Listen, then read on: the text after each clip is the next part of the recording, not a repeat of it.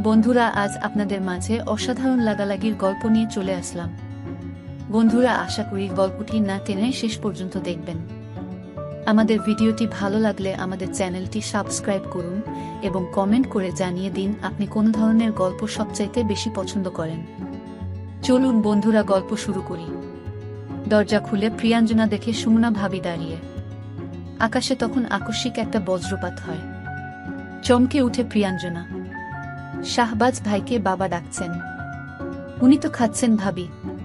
খাওয়া শেষ হলে ভাইয়াকে নিয়ে ড্রয়িং রুমে আসো, তোমার বাবা ভাই কথা বলবেন। সুমনা চলে যায়। প্রিয়াঞ্জনা পিছন ফিরে চায়। শাহবাজের খাওয়া শেষ। হাত ধুয়ে এসে বলে, চলো। কি বলবে বাবা ভাইয়া? প্রিয়াঞ্জনার মন কু ডাকছে। বের হওয়ার আগে নিজের শাহকে থামায় প্রিয়াঞ্জনা। শাহবাজের ডান হাত নিজের মাথায় রেখে বলে, আপনি কসম করুন শাহ, কখনো আমাকে ছেড়ে যাবেন না। চোখে চোখ রাখে শাহবাজ। দুই কণ্ঠে বলে, কখনো না প্রিয়াঞ্জনা। যত ঝড় তুফান আসুক না কেন, তোমার শাহ কখনো তোমাকে ছেড়ে যাবে না। তুমি কেবল বিশ্বাস রেখো আমার উপর। প্রিয়াঞ্জনা কিছু বলার আগেই সুমনা ভাবি আবার ডাক দিলেন। অর্ধাঙ্গী আর বলতে পারল না সে তার শাহকে অনেক অনেক ভরসা করে। ড্রয়িং রুমের সোফায় বসে আছেন প্রবীর। প্রীতমও পাশে বসা। জোহরা নিজের ঘরের দরজায় দাঁড়িয়ে আছেন। শাহবাজকে বসতে বলেন প্রবীর। শাহবাজ সোফায় বসে। প্রিয়াঞ্জনা দাঁড়িয়ে আছে ডাইনিং টেবিলের পাশটায়। প্রিয়া। জি বাবা। ঘরে যাও। কেন বাবা? আমিও শুনতে চাই আপনাদের কথা। বেয়াদব হইতাছ দিন দিন। বিয়ে করছো নিজের পছন্দে, সংসার করছো নিজের মতো, তাই বইলা কি আদব কায়দা সব ভুইলা গেছ? আমরা যেই আদব কায়দা শিখাই দিছিলাম তোমার স্বামী মনে হয় তা ধইরা রাখতে পারে নাই। বাবা, আপনি এভাবে কথা বলছেন কেন? নিজের স্বামীর ভালো মন্দ দেখার অধিকার কি আমার নাই?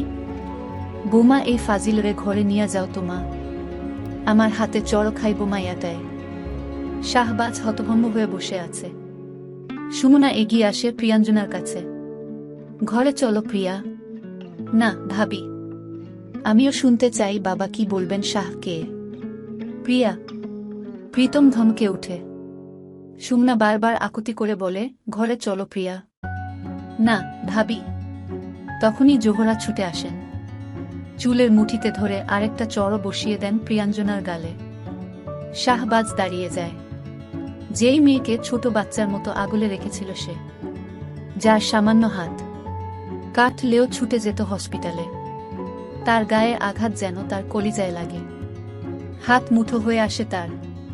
প্রিয়াঞ্জনা গালে হাত দিয়ে দাঁড়িয়ে। জোহরা বেগমের মুখে যা আসছে তাই তিনি বলে চলেছেন, অনেক হয়েছে মা। আপনি আমার সামনে আমার স্ত্রীর গায়ে হাত তুলতে পারেন না। শাহবাজের কণ্ঠে তেজ প্রখর। জোহরা আরও ক্ষেপে যান। সুমনা এক প্রকার টেনে প্রিয়াঞ্জনাকে ঘরে নিয়ে যায়। এমন সময় প্রাপ্তি স্কুল থেকে ফিরে আসে। তাদের ঘরে যেতে বলে প্রীতম। জোহরা উচ্চকণ্ঠে বলে চলেছেন, তোমার মুখে আমাকে খবরদার মা ডাকবা না। একটা দুশ্চরিত্র লম্পটের সন্তান আর কেমনই হইব। অন্যের স্ত্রী ভাগায় নিয়ে বিয়া করছে তোমার বাপ। আমাকে তুমি স্ত্রী দেখাতে আসছো? আমার মেয়েরে আমি তোমার ঘরে আর দিব না। প্রীতমকে ইশারা করেন প্রবীর। জোহরার হাই ব্লাড প্রেশার। বেশি চিৎকার চেঁচামেচি করলে শরীর খারাপ করবে। প্রীতম মাকে বলে, আম্মা আপনি শান্ত হন, ঘরে যান, আমরা কথা বলতেছি তো। এই এক মাইয়া মাইয়া কইরা আমার জীবন গেল। কালনাগিনী জন্ম দিচ্ছি আমি। মায়ের দুঃখ বুঝল না। এক লম্পটের ঘরের বাটপাড়ের নেশায় পড়ছে। বাপমা চিনল না। জোহরাকে ঘরে দিয়ে আসে প্রীতম। সেই সাথে দরজাও বাইরে থেকে আটকে দেয়। শাহবাজের আত্মসম্মানে আঘাত লাগে প্রখর। মানুষের জীবনে কিছু কিছু সময় আসে, সে বুঝতে পারে তার সাথে অন্যায় হচ্ছে, তার প্রিয়জনদের সাথে অন্যায় হচ্ছে, তবে তার করার কিছুই থাকে না। আঘাতে আঘাতে ভিতরটা জর্জরিত হয়ে গেলেও মানুষকে ভান করতে হয় নির্জীব জড়বস্তুর মতো। শাহবাজের সেই কঠিন সময়টাই চলছে। সে বরাবরই শান্ত মাথার মানুষ। কঠিন থেকে কঠিন পরিস্থিতিও সে শান্তভাবে সামলেছে। আজ সব অগোছালো লাগছে। প্রিয় মানুষটির গায়ে আঘাত হতে দেখে রাগে ভিতরটা ফুঁসে উঠছে বারবার। উপর দিয়ে সে শান্ত, হতভম্ব। সে জানে প্রতিক্রিয়া করে কোনো লাভ কি। পরিস্থিতি তার অনুকূলে নেই। এলাকার দুজন মুরব্বী এসে পড়েন এর মাঝেই। শাহবাজ চুপচাপ মাথা নিচু করে সোফায় বসে। প্রবীর জিজ্ঞাসা করেন, তুমি নাকি কোটি কোটি টাকা আত্মসাৎ করছো? শাহবাজ মাথা তুলে চায় শ্বশুরের পানে।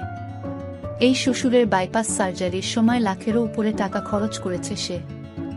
শান্ত কণ্ঠে উত্তর করে শাহবাজ, যদি কোটি কোটি টাকা আত্মসাৎই করতাম তাহলে কি আমার বউয়ের গহনা, ঢাকার ফ্ল্যাট সব জমিজমা বিক্রি করে মানুষের টাকা পরিশোধ করতাম? প্রীতম বলে, এত শত বুঝি না। আপনার বাবুর হাতের 2 দোকান, ফ্যাক্টরি সব নাকি ব্যাংকে জমা দিয়ে কোটি কোটি টাকা লোন নিচ্ছেন। আবার শুনলাম মানুষের কাছ থেকেও কোটি কোটি টাকা ধার নিয়ে শেয়ার বাজারে দিচ্ছেন। এখন লস খাওয়ায় আপনার চাচারা ভারত ভাগছে, আপনিও নাকি ভাগবেন। তুমি কিছুটা ভুল শুনছ। টাকা আমি নেই নাই, নিয়েছে আমার চাচারা। আমি এসবের কিছুই জানি না। ধরা পড়লে সবাই এসবই বলে। মুখ সামলে কথা বলো প্রীতম। তোমার বিপদে কিন্তু আমাকে পাশে পেয়েছিলে। হোটা দিচ্ছেন? ধরে নাও তাই। আমানুল্লাহ সাহেব নামের এক মুরব্বী গম্ভীর কণ্ঠে বলেন, তুমি কি করছো না করছো হেইটা আমাগো দেহার ব্যাপার না।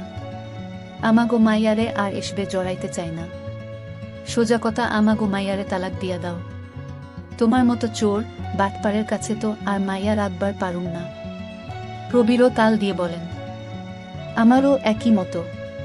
এবার যেন শাহবাজের ধৈর্যের বাঁধ ভেঙে যায়। ফাইজলামি পেয়েছে এরা। এত সহজ সবকিছু। আপনার কথায় তো আমি আমার বউকে ছাড়ব না চাচা। বোরহান নামের আরেক মুরব্বী প্রবীরকে বলেন, আপনার মেয়ের জামাই তো আস্ত বেতমিজ। প্রীতম অনেকটা হুমকি মাখায় গলায় বলে, আমার বোনকে ডিভোর্স দিয়ে দেন। আপনার জীবনের কোনো ঠিক ঠিকানা নাই। আমরা চাই না আপনার এমন জীবনে আমাদের মেয়ে থাকুক। শাহবাজ কোনো উত্তর না দিয়ে বাসা থেকে বেরিয়ে যায়। জীবনে সে অকৃতজ্ঞ দেখেছে, তবে এদের মতো কৃতজ্ঞ দেখেনি। বাইরে তখন বেশ ঝড় শুরু হয়েছে। বাতাস বইছে প্রচণ্ড। এদিকে প্রিয়াঞ্জনাকে এক প্রকার ঘরে আটকে রেখেছে সুমনা। ভাবি, আপনি এমন নিষ্ঠুর কি করে হলেন? ক্রন্দনরত অবস্থায় বলে প্রিয়াঞ্জনা। বাইরে কি কথা হচ্ছে সে জানে না। মানুষটা কি আবার রাগ করে এই ঝড়ের মাঝেই বাইরে বেরিয়ে পড়েছে কিনা। প্রিয়াঞ্জনা নিজের ইন্টারের পড়াশোনা শেষ করেছে ঢাকা হলিক্রস কলেজ থেকে। মা শর্ত দিয়েছিলেন যদি ঢাকা মেডিকেলে চান্স না পায় তাহলে বিয়ে দিয়ে দিবে তার। অনেক পরিশ্রম করেও কোথাও চান্স পায়নি প্রিয়াঞ্জনা। জোহরা এক কথার মানুষ। তিনি প্রিয়াঞ্জনাকে বাসায় নিয়ে আসলেন। শুরু হলো পাত্র খোঁজা। তখন শাহবাজের সাথে তার 2.5 বছরের প্রেমের সম্পর্ক। ভয়ে ভয়ে ভাইয়াকে বলেছিল। সবাই অবশ্য মেনেও নিয়েছিল। প্রতিষ্ঠিত ছেলে, পড়াশোনাও ভালো জায়গা থেকে করেছে, কোনো বাধাই ছিল না। তবে বিপত্তি ঘটল এক জায়গায়। শাহবাজের খোঁজ খবর নিতে গিয়ে জানা গেল তার বাবা 3 বিয়ে করেছেন। তাও শাহবাজের তৃতীয় সৎ মা ছিলেন জোহরা বেগমের বড় ভাইয়ের বউ। বউ পালিয়ে যাওয়ায় আত্মহত্যার পথ বেছে নিয়েছিলেন জোহরার ভাই। এরপর জোহরা বেঁকে বসলেন, এই ছেলের সাথে কোনো ক্রমেই মেয়ের বিয়ে দিবেন না। জোহরার কথার উপর প্রবীর কিংবা প্রীতম কেউই কথা বলে না। হলো তাই, বিয়ে ভেঙে দিলেন তারা। প্রিয়াঞ্জনা চেয়েছিল বাসা থেকে পালিয়ে যেতে, তবে শাহবাজ কখনো চোরের মতো ভালোবাসার মানুষকে পেতে চায়নি। প্রিয়াঞ্জনার কান্না, অভুক্ত থাকা কোনো কিছুই জোহরাকে টলাতে পারেনি। শেষে আত্মহত্যার পথ বেছে নেয় প্রিয়াঞ্জনা। গলায় প্রায় দড়ি বেঁধে ফেলেছিল। তখনই সুমনা বুঝে ফেলে। দরজা ভেঙে উদ্ধার করা হয় তাকে। জোহরা সে রাতেই শাহবাজের সাথে প্রিয়াঞ্জনার বিয়ে দেন। বড়ই জটিল পরিস্থিতিতে আছে শাহবাজ আর প্রিয়াঞ্জনার সম্পর্ক। প্রিয়াঞ্জনা কাঁদতে কাঁদতে কখন যেন ঘুমিয়ে পড়ে।